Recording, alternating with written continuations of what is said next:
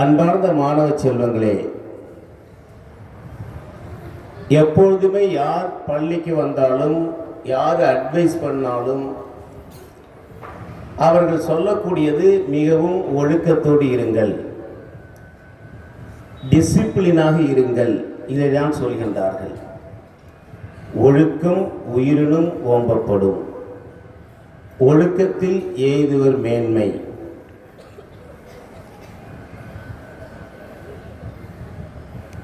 ஒழுக்கம் விழுப்பம் தரலாம். எனவே ஒழுக்கத்தை பற்றி தான் பேசுகின்றார்கள். ஒரு மனிதன் வாழ்க்கையில் வெற்றி பெறுவதற்கு, சாதிப்பதற்கு, மகிழ்ச்சியாக வாழ்வதற்கு அவனுடைய டிசிப்ளின், ஒழுக்கம் மிக முக்கியம். இப்போது நான் உங்களை கேட்கின்றேன், ஒழுக்கம் என்றால் என்ன? ஒழுக்கம் என்றால் என்ன? அதற்கு நீங்கள் விளக்கம் கொடுங்கள். ஒழுக்கம்னா என்ன? ஸ்டூடெண்ட்ஸ் சொல்லுங்க. ஒழுக்கம் ஒழுக்கம் சொல்றீங்க, ஒழுக்கம் என்றால் என்ன சொல்ல தெரியுமா? ஸ்டூடெண்ட்ஸ் +2 10th ஒழுக்கம் என்றால் என்ன? யாராவது சொல்லுவாங்களா? டிசிப்ளின். டிசிப்ளினா என்ன? அதான் ஒழுக்கம். ஒழுக்கம் என்றால் என்ன? ஏஞ்சி சொல்லணும், போல்டா சொல்லணும். சொல்ல முடியுமா? டீச்சர் சொல்லலாங்களா ஒழுக்கம் என்றால் என்ன? யாராவது ஒரு டீச்சர், தமிழ் ஐயா, ஒழுக்கம் ஒழுக்கம் இல்லை, ஒழுக்கம் என்றால் என்ன? அவனுக்கு கிளாப் பண்ணுங்க.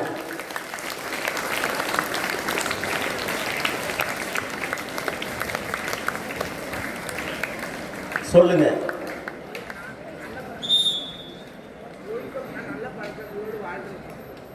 அவர் சொல்றாரு, ஒழுக்கம் என்றால் நல்ல பழக்கத்தோடு வாழ்வது. நல்ல பழக்கத்தோடு வாழ்வது. ஒழுக்கத்துக்கு அது மீனிங் கிடையாது. ஆனால் கிட்டத்தட்ட வந்துட்ட அது பிஹேவியர். நான் பிஹேவியர், பழக்கம் என்றால் என்னன்னு கேட்கல. நல்ல பழக்கம் தேவைதான். எனக்கு டைரக்டா ஒழுக்கம் என்றால் என்ன? இந்த அளவுக்கு கிட்டத்தட்ட ஒரு 1600 மாணவர்கள் இருக்கிற இடத்துல போல்டா ஏஞ்சுன்னு சொல்லியிருக்காரு. இன்னொரு கிளாப் பண்ணுங்க அந்த பையனை. நீ வாழ்க்கையில் பெரிய ஆளாக வருவியா? Best of luck. தெரியுமா? வேற ஏதாவது தெரியுமா? சரி போ. வேற யாராவது சொல்லுவாங்களா? ஒழுக்கம் என்றால் என்ன? டிசிப்ளின், ஒழுக்கம் என்றால் என்ன? யார் வேணாலும் சொல்லலாம், பிரின்சிபாலே சொல்லலாம்.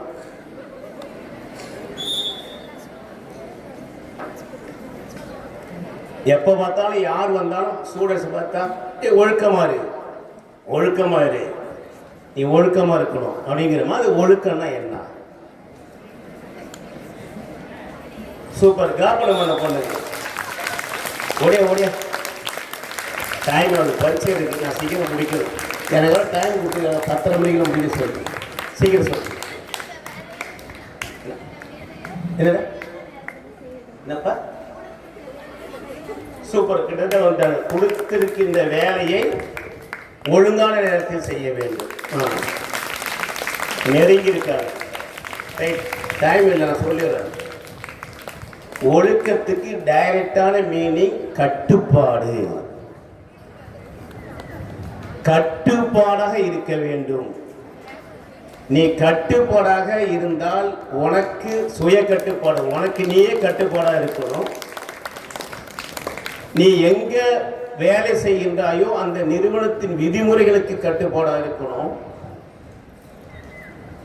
உன் வாழ்க்கையில் அந்த வாழ்க்கை வாழ்வதற்கு தேவையான கட்டுப்பாடு இருக்கு, ஒழுக்கம் இருக்கு, அந்த கட்டுப்பாடாக இருக்கணும்.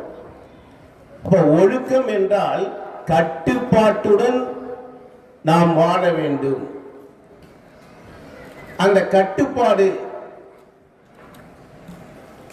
அதான் அழகா சொன்னாங்க. எப்படி சொல்லுங்க கேட்டீங்கன்னா, செய்ய வேண்டியதை செய்ய வேண்டும், செய்யக்கூடாததை செய்யக்கூடாது. நீ செய்ய வேண்டியதை செய்ய வேண்டும், செய்யக்கூடாததை செய்யக்கூடாது. ஸ்டூடெண்ட் இந்த மாணவர் பருவத்தில் மாணவி பருவத்தில் நீ என்ன செய்யணும்? நிறைய கற்றுக்கொள்ள வேண்டும், நிறைய படிக்கணும், பாட புத்தகங்கள் சப்ஜெக்டை படிச்சுக்கணும். அதன் இல்லாமல் உன்னுடைய வாழ்க்கை தரத்தை உயர்த்துவதற்கு தேவையான தன்னம்பிக்கை கருத்துக்களை நீ படிக்க வேண்டும். இந்த வயதில் செய்யக்கூடாது. இந்த நேரத்தில் நான் 10th வந்துட்டேன், எனக்கு வீசம் முளைஞ்சிச்சு, இன்னைக்கு நம்ம நான் உடனே இந்த மாணவர் பருவத்தில் நான் தண்ணி அடிக்கணும், போதைப் பொருள் பழக்கத்துக்கு ஏற்படுத்திக்கணும். இல்லை காலையில் 5 மணிக்கு எழுந்திருக்க வேண்டிய நீ 8 மணி வரைக்கும் தூங்கிட்டு எழுந்திருக்கிறது. அப்ப செய்ய வேண்டியதை மட்டும் செய்ய வேண்டும். சரியான நேரத்தில் நீ படித்து முடித்துட்டு தூங்கணும். 9 மணி 10 மணிக்கு நீ தூங்க ஆரம்பிச்சுன்னா காலையில் 4 மணிக்கெல்லாம் எழுந்திரணும். அது நேர கட்டுப்பாடு. அப்ப கட்டுப்பாடு தான் உனக்கு ஒழுக்கம். நீ கட்டுப்பாடா இருக்கியா? உன் மனசாட்சி பிறகு நீ கட்டுப்பாடா இருக்கியா? சரி, கட்டுப்பாடு 3ஆ பிரிச்சுக்கலாம். 1 மனக்கட்டுப்பாடு. மனக்கட்டுப்பாடுனா மனசை கட்டுப்படுத்த வேண்டும். 2வது உடல் கட்டுப்பாடு, உன் உடம்பை கட்டுப்பாடாக வைத்துக் கொள்ள வேண்டும். 3வதாக செயல் கட்டுப்பாடு, நீ செய்கின்ற செயலையும் கட்டுப்பாடாக வைத்துக் கொள்ள வேண்டும். உன்னுடைய மனசு, உன்னுடைய உடம்பு, உன்னுடைய செயல், இதை 3ஐயும் நீ கட்டுப்பாடாக வைத்துக் கொண்டால் நீ ஒழுக்கமுள்ள மனிதனாக வாழ்கின்றாய். இதுல 1 தவற விட்டாலும் உன்கிட்ட ஒழுக்கம் இல்லை, டிசிப்ளின் கிடையாது. இந்த உடல் கட்டுப்பாடு என்ன? உடம்பு கட்டுப்பாடு என்ன சார்? உடம்பு அப்படியே நம்ம நல்லா சாப்பிட்டு அப்படியே உடம்பு அப்படியே அழகி மாதிரி உலக அழகி மாதிரி வந்துட்டா அது உடல் கட்டுப்பாடு இல்லை. உடலை நீ ஆரோக்கியமாக வைத்துக் கொள்ள வேண்டும். உடலை நீ சோம்பேறித்தனமாக அதை உதாசீனப்படுத்தக்கூடாது. அப்ப உடலை ஆரோக்கியமாக வைத்துக் கொள்ள வேண்டும் என்றால் உடலுக்கு மிகவும் ஆரோக்கியமாக, நோய் நொடி இல்லாமல் ஆக்டிவா, சுறுசுறுப்பா, உற்சாகத்தோடு உன் உடல் சுறுசுறுப்பாக இருக்க வேண்டும் என்றால் அதற்கு உடலுக்கு தேவை ஆற்றல், எனர்ஜி. அது எங்கிருந்து கிடைக்கிறது? உணவில் இருந்து கிடைக்கிறது, ஃபுட்டு. அப்ப நீ எடுத்துக்கொள்ளக்கூடிய உணவுப் பொருள்கள் நல்ல உணவுப் பொருளாக சத்து உள்ள ஆரோக்கியம் தரக்கூடிய உணவுகளை எடுத்துக்கொள்ள வேண்டும். வீணா போன உணவுகளை எடுத்துக்கூடாது. இந்த பாக்கெட்ல இருக்கிற பொருள் விற்கிறது, ஃபாஸ்ட் ஃபுட்டு, இது எடுத்துக்க கூடாது. அதை விட நீ இப்ப அழுகி போன பழங்களை எடுத்து நீ சாப்பிடுவியா? அழுகி போன ஆப்பிள், அழுகி போன மாம்பழம், அழுகி போன பொருளை நீ சாப்பிட முடியுமா? அப்ப உடல் ஆரோக்கியமா இருக்குமா? இருக்காது. முந்தா நாள் வைத்த மீன் குழம்பை ஃப்ரிட்ஜில் வச்சு 2 நாள் கழிச்சு சாப்பிட்டா உடம்பு ஏத்துக்குமா? இருக்காது. உடம்பு வீணாயிடும், வயிறு வீணா போயிடும்.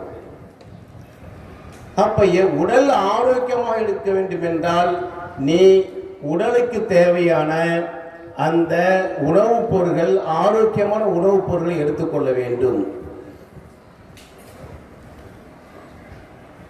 அடுத்தது மனக்கட்டுப்பாடு.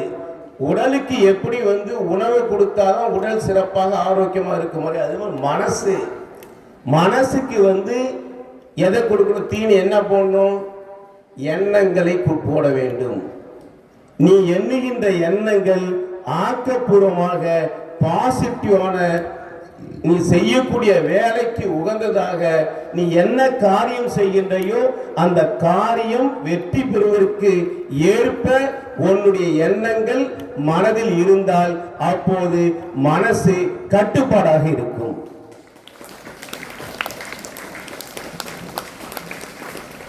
மனசை நீ கட்டுப்படுத்தணும். மனசை கட்டுப்பாடு இல்லைன்னா உனக்கு நெகட்டிவான வாழ்க்கை, எதிர்மறையான சிந்தனைகள் தான் வரும். இப்ப எப்படி சார் மனசு கட்டுப்பாடு? நீ உட்காந்து படிக்க ஆரம்பிக்கிற, வீட்டுக்கு போன 7 மணிக்கு 8 மணிக்கு உட்காந்து படிக்க ஆரம்பிக்கிற, படிச்சுட்டே இருக்க, முக்கியமான சப்ஜெக்ட் படிக்கிற, பிசிக்ஸ் படிச்சுட்டே இருக்க அல்லது மேத்ஸ் போட்டு பார்த்துட்டே இருக்க, அந்த நேரத்தில் நீ படிக்கிற அறையில் ஒரு சத்தம் கேட்குது. என்ன சத்தம்? உன்னுடைய ஹாலில் உங்களுடைய பேரண்ட் டிவி பார்த்துட்டு இருக்காங்க.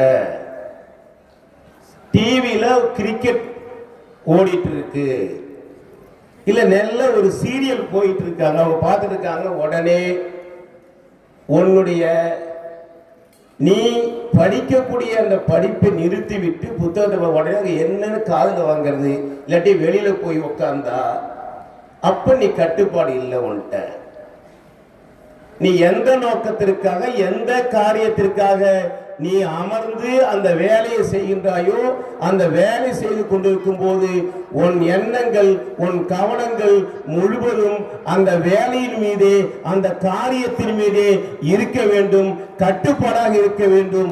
அப்போதுதான் அந்த காரியம் வெற்றி அடையும். அப்போதான் நீ மேத்ஸ்ல சண்டை மார்க் எடுக்க முடியும். அப்ப நாம் ஒரு வேலையை செய்யும் போது, நம் பணியை செய்யும் போது கவனம் முழுவதும் நம் எண்ணங்கள் முழுவதும் அதன் மீதே இருக்க வேண்டும்.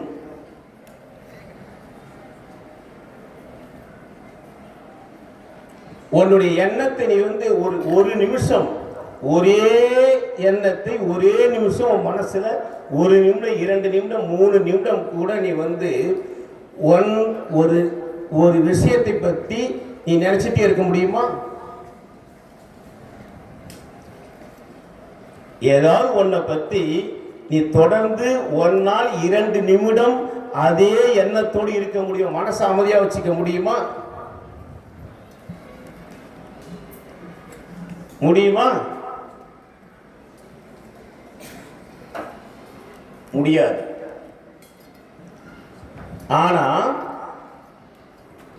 சித்தர்கள், யோகிகள், முனிவர்கள் என்ன செய்வார் கேட்டீங்கன்னா, சித்தர்கள்லாம் மனதை ஒரே முகப்படுத்தி, எண்ணங்களை ஆன்மீகத்தில் ஒரே முகப்படுத்தி, அதை ஒன்றை பற்றியே அவரை நினைத்து கொண்டு அந்த எண்ணங்கள் முழுவதையும் தன்னுடைய நெத்தியில் இந்த புருவங்களுக்கு மத்தியில் ஒரு சின்ன புள்ளியில கொண்டாந்து வச்சிருவாங்க.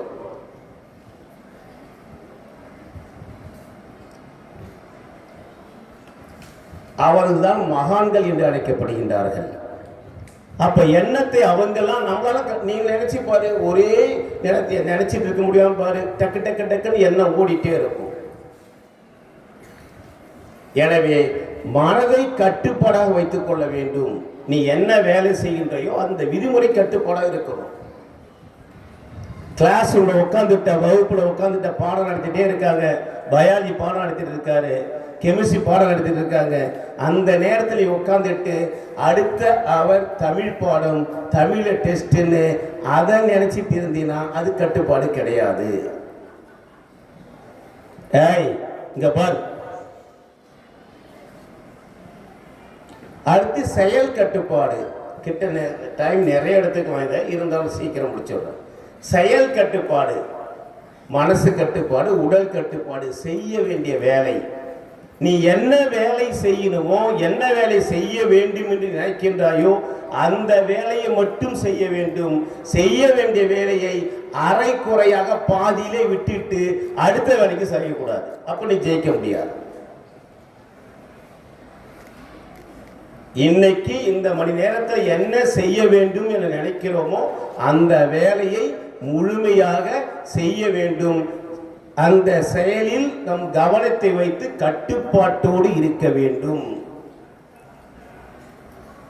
இதுதான் கட்டுப்பாடு. ஸ்கூல்ல எப்படி இருக்கணும், எத்தனை மணிக்கு வரணும், டிசிப்ளின், ஒழுக்கத்தை சொல்றது.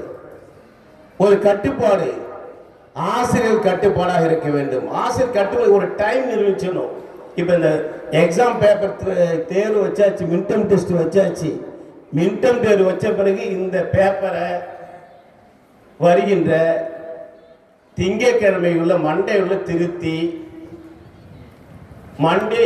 திருத்தி செவ்வாய்க்கிழமை என்னுடைய டேபிளுக்கு வர வேண்டும் என்று சொல்லிவிட்டால் அந்த வேலை உடனே நடக்கும்.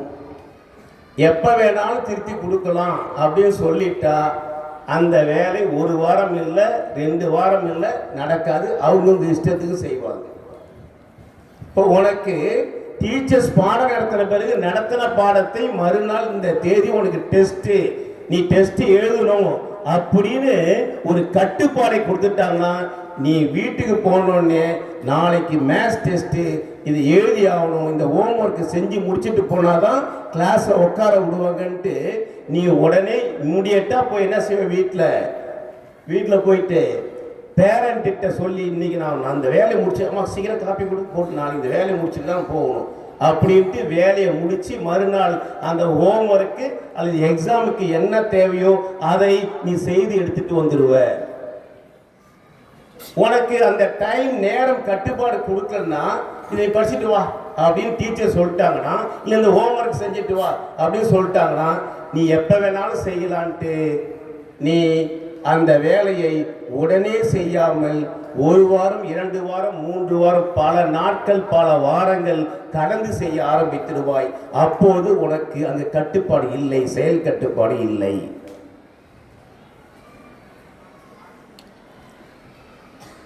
அப்ப தங்கங்களா சொல்லுங்க, என்ன செய்யணும்? நம்ம எப்போதும் ஒழுக்கம் உடையவராக இருக்க வேண்டும் என்றால் கட்டுப்பாடு உடையவராக இருக்க வேண்டும்.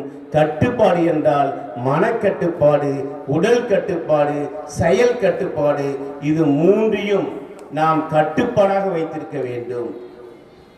ஒரு உதாரணம், மார்ஸ் மேலான ஒரு டெஸ்ட், நீ கோகுல போய் அடிச்சு பார்த்தா தெரியும். அந்த டெஸ்ட் வச்சாங்க.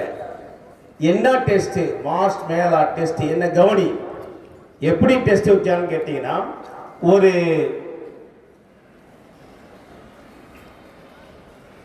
5ஆம் வகுப்பு படிக்கக்கூடிய 10 மாணவர்களை,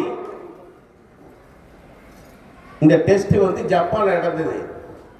10 மாணவர்களை அமர வைத்து மார்ஸ் மேலாங்கிற ஒரு ஸ்வீட், அது என்னது, இப்போ அல்வா ஸ்வீட் இருக்கு இல்லையா, அது மாதிரி ஸ்வீட்டு அல்வா மாதிரி அந்த மார்ஸ் மேலாங்கிற ஸ்வீட்டை செஞ்சு 10 பேருக்கு வச்சுட்டாங்க தட்டில். கவனி, 10 பேருக்கு அந்த ஸ்வீட்டை வச்சாச்சு. எத்தனாவது படிக்கிற பையன்? 5ஆம் வகுப்பு படிக்கிற பையன். அதை செஞ்சு வச்சுட்டு என்ன சொன்னான்னு கேட்டீங்கன்னா, தேபார் நீங்க ரெடியா இருக்கு, ஸ்வீட்டை வச்சாச்சு 10 பேருக்கும். ஆனால் நாங்க வெளியில போறோம், வெளியில போயிட்டு திரும்ப வர, ஏய் மட்டன் உண்டாரா, அதை அள்ளி திங்க போறியா? நான் 5ஆம் வகுப்பு கதை சொல்றேன், நீ 6ஆம் வகுப்புல இப்படி இருக்க. இந்த ஸ்வீட்டை நாங்க திரும்ப வர வரைக்கும், திரும்பி வர வரைக்கும் நீங்க சாப்பிடக்கூடாது அப்படின்னு சொல்லிட்டு போயிட்டாங்க, வெளியில போயிட்டாங்க. 10 பேர் உட்காந்துருந்தாங்க. ஸ்வீட்டு தான் அது அருமையான ஸ்வீட். அந்த ஸ்வீட்டு அவ்வளோ அருமையா இருக்கும், டேஸ்டா இருக்கும். நாங்க வந்து சொன்ன பிறகுதான் நீ சாப்பிடணும் அப்படின்னு சொல்லிட்டு போயாச்சு. போனவங்க வரல. 5 நிமிஷம் ஆச்சு வரல, 10 நிமிஷம் ஆச்சு வரல, 20 நிமிஷம் ஆச்சு வரல. இந்த 10 பேர் எப்படி உட்காந்துருக்காங்க? ஸ்வீட்டை பார்த்துட்டு உட்காந்துருக்கான். வாயிலிருந்து எச்சி ஊறுது, நாக்கு வெளில வருது அப்படின்ட்டு இருக்கான். ஸ்வீட்டை திங்க நம்ம கையை துடிக்குது, வாயை கேக்குது, கையை எடுக்க துடிக்கிட்டு இருக்கு. கை இப்படியே 1/2 நேரம் ஆயிடுச்சு, 1 நேரம் ஆச்சு. இங்க பாருமா, அப்புறம் நின்று 1.5 முக்காடு 1/2 நேரம் ஆயிடுச்சு. இப்படி 1/2 நேரம் ஆகி 1 மணி நேரம் ஆயிடுச்சு. பார்த்தான், ஒருத்தன் முன்னாடி எடுத்து நினைஞ்சிட்டான். இதுக்கு மேலே நம்ம தாங்க முடியாதுன்னு எடுத்து சாப்பிட்டான். அவன் சாப்பிட்ட பிறகு இன்னொருத்தவன் சாப்பிட்டான். கிட்டத்தட்ட 10 பேர்ல 8 பேரும் என்ன செஞ்சிட்டானோ, ஸ்வீட்டை சாப்பிட்டானோ. 2 பேர் மட்டும் சாப்பிடவில்லை. அந்த 5ஆம் வகுப்பு படிக்கிற அந்த மாணவர்கள் 2 மாணவர்கள் மட்டும் சாப்பிடல. திரும்பி வந்து பார்க்கறாங்க. இங்க பாருமா, திரும்பி வந்து பார்க்கும்போது போனவங்க வந்து பார்க்கறாங்க. நாங்க வர வரைக்கும் சாப்பிடக்கூடாது சொல்லிட்டு போனாங்களே, அவங்க திரும்பி வந்து பார்க்கறாங்க. பார்க்கும்போது 8 பேர் சாப்பிட்டுருக்காங்க, 2 பேர் சாப்பிடவில்லை. இது ஆராய்ச்சி பண்றாங்க. இந்த மாணவர்களை ஒரு 15 ஆண்டுகளுக்கு பிறகு பரிசோதனை செய்து பார்க்கின்ற போது அந்த ஸ்வீட்டை சாப்பிடாமல் கட்டுப்பாட்டோடு இருந்த, அந்த கட்டுப்பாடு என்ற ஒழுக்கத்தோடு கட்டுப்பாட்டோடு இருந்த அந்த மாணவர்கள் பெரிய வெற்றியாளர்களாக, சாதனையாளர்களாக, அதிக அளவில் பொருளாதாரத்தை ஈட்டக்கூடிய பெரிய கோடீஸ்வரர்களாக, மில்லியன் கணக்கில் இருக்கின்ற அந்த கோடீஸ்வரர்களாக அவர்கள் இருந்தார்கள். அவருடைய வாழ்க்கை, அந்த 2 பேருடைய வாழ்க்கை சிறப்பாக இருந்தது, மகிழ்ச்சியாக இருந்தது. யாரு? ஸ்வீட்டை சாப்பிடாம கட்டுப்பாட்டோடு இருந்தவர். வாழ்க்கை அந்த 8 பேர் என்ன ஆனாங்கன்னா, 8 பேரும் வாழ்க்கையில் கஷ்டப்பட்டாங்க, வேலைக்கு போல, சொற்ப வருமானத்தில் இருந்தாங்க. அவங்க சராசரி மனிதனாக வாழ்ந்தார்கள். இந்த 2 பேரும் சாதனையுள்ள மனிதர்களாக வாழ்ந்தார்கள். அதுதான் மாஸ் மேலா டெஸ்ட். அப்ப என்ன அது? அந்த டெஸ்ட் என்ன சொல்லுதுன்னு கேட்டீங்கன்னா, யார் வந்து கட்டுப்பாட்டோடு, சுய கட்டுப்பாட்டோடு என்ன சொல்லிட்டு போனாங்க அவங்க, நான் வர வரைக்கும் இந்த ஸ்வீட்டை சாப்பிடக்கூடாது அப்படின்னு சொல்லிட்டு போனாங்க. 1 மணி நேரம் வரல. ஆனால் அந்த 10 பேர்ல 8 பேர் மனசை கட்டுப்படுத்த முடியவில்லை. அவர்கள் என்ன செஞ்சாங்க? ஸ்வீட்டை சாப்பிட்டுட்டான். எனவே அப்படிப்பட்டவர்கள் ஃபியூச்சர்ல வெற்றி பெற முடியவில்லை. உன்னை கிளாஸ் ரூம்ல உட்காந்து +2 உட்காந்து படிடா அப்படின்னு சொல்லிட்டு, நான் 5 நிமிஷம் இருக்கு சார், படிடான்னு சொல்லிட்டு இப்படி உங்க டீச்சர் இப்படி வெளில வந்து இந்த படிட்டு வர கட்டியும் பேச ஆரம்பிச்சிடும். அது கட்டுப்பாடா? வகுப்பறையில் கட்டுப்பாடா இருக்கியா? டீச்சருக்கு நீ பேசக்கூடாதா, உட்காந்து படிடா, மேத்ஸ் போட்டு பாடுறா, மத்தியானம் பரீட்சைடா அப்படின்னு சொல்லிட்டு வந்த பிறகு, மத்தியானம் பரீட்சைம்மா, பேசாதம்மா, படிமா உட்காந்து அப்படின்னு சொல்லிட்டு ஒரு 2 நிமிஷம் டீச்சர் வெளில போயிட்டு அடுத்த டீச்சர் வர காட்டியும் இது என்னன்னா பேசணுமோ எல்லாம் பேசி முடிச்சு கிடிச்சு அது விளையாண்டு அப்படியே இருப்ப. நீ எப்படி சாதிக்க முடியும்? மாணவர்களே, இன்று நீங்க நல்லபடி 40 பேர் உன் கிளாஸ்ல 40 பேர், 40 மாணவர்களில் நீ முதல் மாணவனாக வருவது பெருசு கிடையாது. ஆனால் இந்த மாவட்டத்தில் இந்த ஒரு ஸ்கூல்ல மட்டும் நீ படிக்கிற, ஒன்று இருக்கு 100 பேர் 200 பேர் இருப்பாங்க. இல்லை உன் கிளாஸுக்கு 40 ஸ்டூடெண்ட் இருப்பாங்க. ஆனால் கடலூர் மாவட்டம் எடுத்தால் கிட்டத்தட்ட ஆயிரக்கணக்கான பள்ளிகள் இருக்கின்றது. 500-600க்கு மேற்பட்ட பள்ளிகள் இருக்கின்றது. லட்சக்கணக்கான மாணவர்கள் மாவட்டத்தில் படித்துக் கொண்டிருக்கின்றார்கள், +2 10th. அந்த லட்சக்கணக்கான மாணவர்களில் நீ முதல் மாணவனாக, மாணவியாக வருகின்றாயோ, அதுதான் சாதனை. அந்த வரக்கூடிய மாணவன் மாணவி என்ன செய்வாங்க? கட்டுப்பாட்டோடு இருந்திருப்பார்கள்.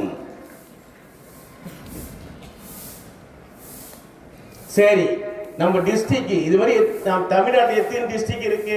அத்தனை டிஸ்ட்ரிக்ட்ல எத்தனை பள்ளிக்கூடம் இருக்கு? மாநிலம் முழுவதும் உள்ள அந்த 10ஆம் வகுப்பு 12ஆம் வகுப்பு எழுதக்கூடிய மாணவர்கள் எவ்வளவு? கிட்டத்தட்ட 30 லட்சம் மாணவர்கள், 20-25 லட்சம் மாணவர்கள் எழுதுவார்கள். அவர்களில் முதல் மாணவனாக, மாணவியாக நீ ஸ்டேட்ல ஃபர்ஸ்ட் வரும்போது, ஸ்டேட்ல செகண்ட் வரும்போது, அப்பொழுது நீ அந்த சாதனையை புரிகின்றாய் என்றால் அந்த மாணவன், அந்த மாணவி கட்டுப்பாடுடைய மாணவர்களாக இருந்திருப்பார்கள். இப்போ பைரவி எடுத்துட்டாங்கன்னா, பைரவி போன்ற மாணவர்கள், ஸ்ரீ பைரவி, 500க்கு 497 மார்க் எடுத்தாலும் ஒரு கட்டுப்பாடு. கரெக்டான நேரத்தில் படிக்கணும், படிக்க வேண்டிய நேரத்தில் படிக்கணும், செய்ய வேண்டிய வேலை செய்யணும், செய்யக்கூடாத வேலையை செய்யாமல் இதுதான் நம்முடைய வேலை. என்னுடைய நோக்கம் ஸ்டேட் ஃபர்ஸ்ட், ஸ்டேட் செகண்ட். நான் IAS ஆக தான் வருவேன், UPS தேர்வு எழுதுவேன், வெற்றி பெறுவேன் என்று அதே லட்சியத்தில், அதே காரியத்தில், அதே கட்டுப்பாட்டோடு இருந்தால் அந்த மாணவன், அந்த மாணவி சாதனையாளராக வருவார்கள். அப்போ கட்டுப்பாடு வகுப்பறை இருக்கா? தேர்வு கட்டுப்பாடு இருக்கா? இல்லை. அடுத்தது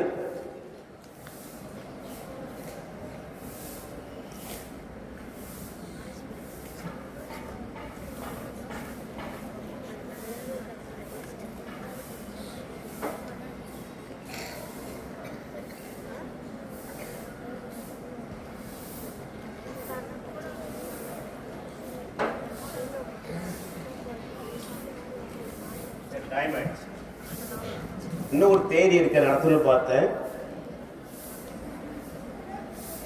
பார்க்கின்ஸ் தேடின்னு ஒரு தேட்டர் இருக்கு. அந்த தேட்டர் சும்மா டைம் ஆகிடும், அது முடிக்க காட்டி 10:45 ஆகிடும். ஆனால் உங்களுக்கு எக்ஸாம் இருக்கு, 10:30 முடிக்க சொல்லிட்டாங்க. எனவே மாணவ செல்வங்களே, ஆசிரியர்களே, இது ஏதோ மாணவர்களுக்கு மட்டும்தான் இந்த டிசிப்ளின் கட்டுப்பாடு நினைக்காதீங்க. இந்த கட்டுப்பாடு உலகத்தில் வாழக்கூடிய ஒவ்வொரு மனிதனுக்கும் தேவை. இங்கே இருக்கக்கூடிய ஆசிரியர்களாக இருந்தாலும், பிரின்சிபலாக இருந்தாலும், நானாக இருந்தாலும், நாம் மனக்கட்டுப்பாடு, உடல் கட்டுப்பாடு, செயல் கட்டுப்பாட்டோடு நாம் அந்த ஒழுக்கம், கட்டுப்பாடு என்றால் ஒழுக்கம், அதை கடைபிடித்தால் எந்த ஒரு மனிதனாலும், யாராக இருந்தாலும் சாதிக்க முடியும், வெற்றி பெற முடியும். குடும்பத்திலும் இருக்கணும். தனிப்பட்ட ஒழுக்கம் இருக்கு, சுய ஒழுக்கம், தனிப்பட்ட கட்டுப்பாடு இருக்கு, புற கட்டுப்பாடு இருக்கு. எனவே ஒழுக்கம் என்றால் நமக்கு நாமே ஒரு கட்டுப்பாடு, நமக்கு நாமே ஒரு வேலியை போட்டுக்கொண்டு அந்த வேலியின் உள்ளே, அந்த கட்டுப்பாட்டு உள்ளே, அந்த விதிமுறைகள் உள்ளே, அதற்குள் கட்டுப்பாட்டு நாம் நம்முடைய செயலை, நம்முடைய காரியத்தை, நம்முடைய வேலையை, நம்முடைய பணியை நாம் செய்தால் கண்டிப்பாக நாம் வெற்றி பெற முடியும் என்று கூறி, மாணவ செல்வங்களே, இனி வருகின்ற அத்தனை தேர்வுகளிலும் நீங்கள் போட்டி போட்டுக்கொண்டு கட்டுப்பாட்டோடு, ஒழுக்கத்தோடு, ஒழுக்கம் என்றால் கட்டுப்பாடு, அந்த கட்டுப்பாடு தான் உங்களுக்கு பண்பாடாக மாறும், அதுதான் பழக்கங்களாக மாறும், அதுதான் வழக்கங்களாக மாறும், பழக்கம் வழக்கம் தான் குணங்களாக மாறும். எனவே கட்டுப்பாடு உடையவர்கள் மட்டும்தான் சிறந்த குணமுடையவர்களாக இருக்க முடியும் என்று கூறி வாய்ப்புக்கு நன்றி கூறி விடைபெறுகிறேன். நன்றி, வணக்கம், வாழ்த்துக்கள்.